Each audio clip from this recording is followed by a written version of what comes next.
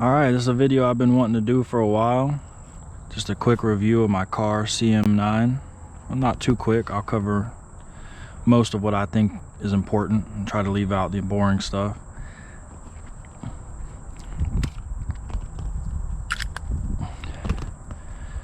Subcompact, or what some would call a micro 9mm, about as small as you can get in a 9mm. I've had most of the most common ones: the M&P Shield, the Springfield XDS, Glock 43. This is a little bit smaller than all of those. 2.9 inch barrel, call it a 3-inch barrel, 15 ounces. That's smaller than all of the ones that I just mentioned. It's about the same size as a Beretta Nano, if you're familiar with that. Single stack, very slim. You can see it's got a little bit different sights there than what you're probably used to.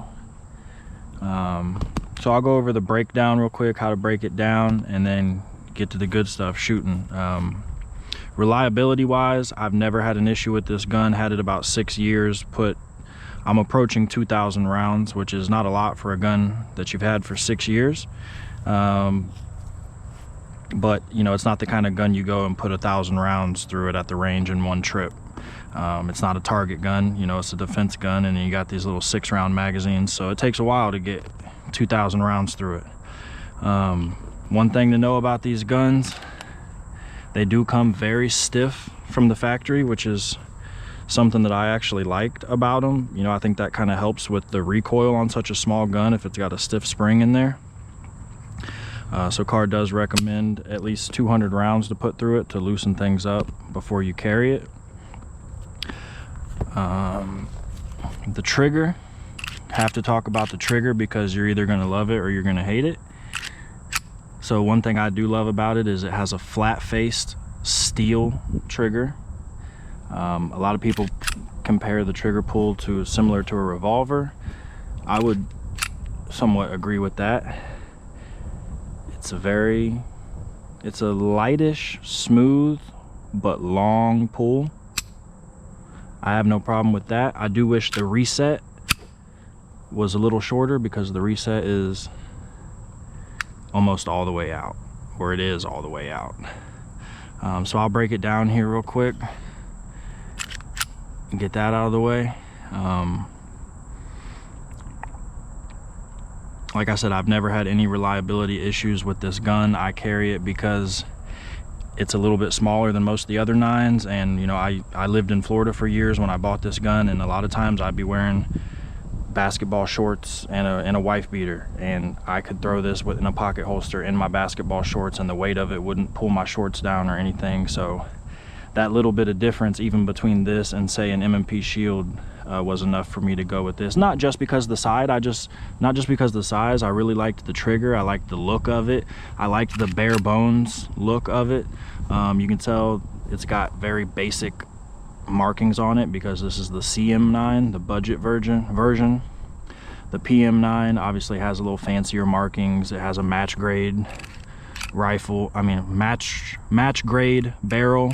This is just traditional rifling in the barrel, but in a gun with a 3-inch barrel that you're going to be using at self-defense range, I would argue that doesn't matter. So real quick, how to break it down: you're going to match up the mark on the slide with the mark on the frame, and then push it out from the other side.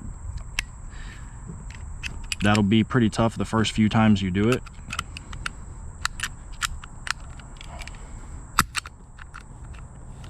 Getting this pin out, but once you've taken it apart a few times, it loosens up.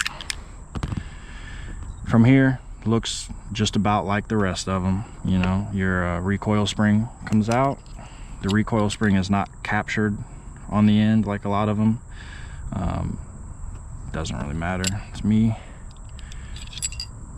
Barrel pops out. Simple enough. The Kahrs are known for, they have somewhat of a steep feed ramp there, so I've seen a lot of people mention that they have trouble with flat-faced rounds. You want to use bullets that have a round head. which I think is more of a thing with like 380 and stuff. I don't know if there even is any flat-nosed rounds for 9mm, but I know with the 380s there are, so probably best to stay away from those. But like I said, I've never had an issue with this gun of any kind.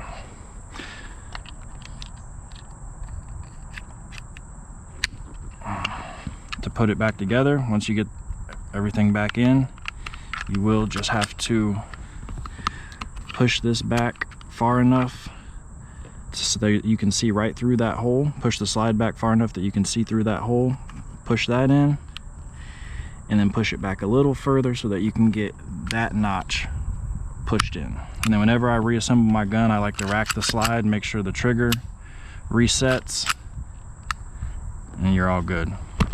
So I'm a little unprepared. I'm over here at my stepdad's house, didn't bring any target rounds with me, and he had some old Fiocchi Italian ammo that's been sitting in the basement for seriously 20 years.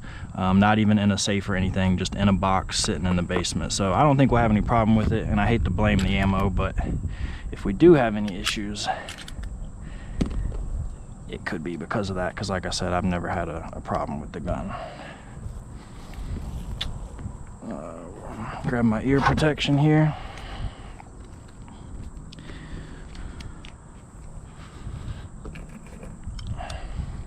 I've got a steel plate over there we're going to be shooting at, and then a little 2-inch diameter plate there that'll probably be pretty tough to hit with a gun with a 3-inch barrel, but I'll see what I can do. I'm only going to be 6 or 7 yards away, about 20 feet.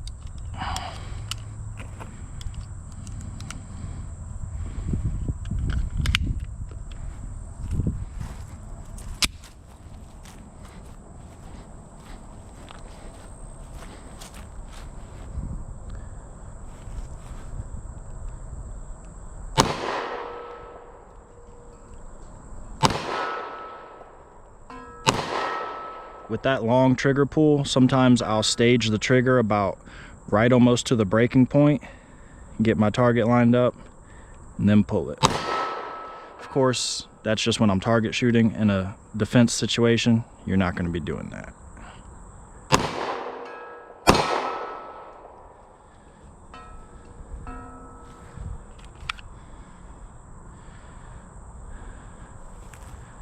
Not a great grouping. Not terrible.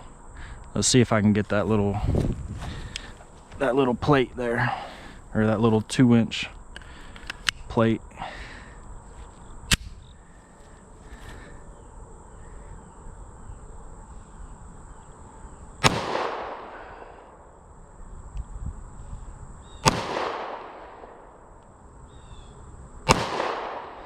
Maybe if I had a rest to rest my wrist on to be a little more stable.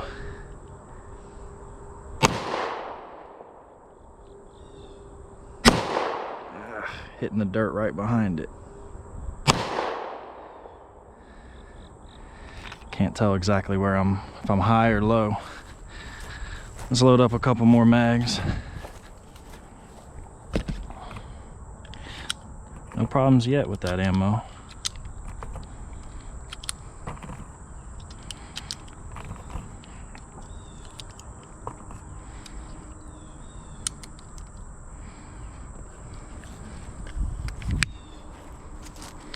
Let's go for some one-handed shots.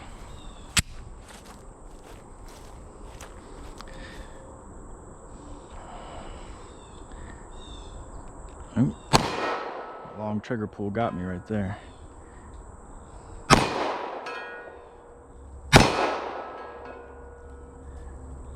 Take a step back here.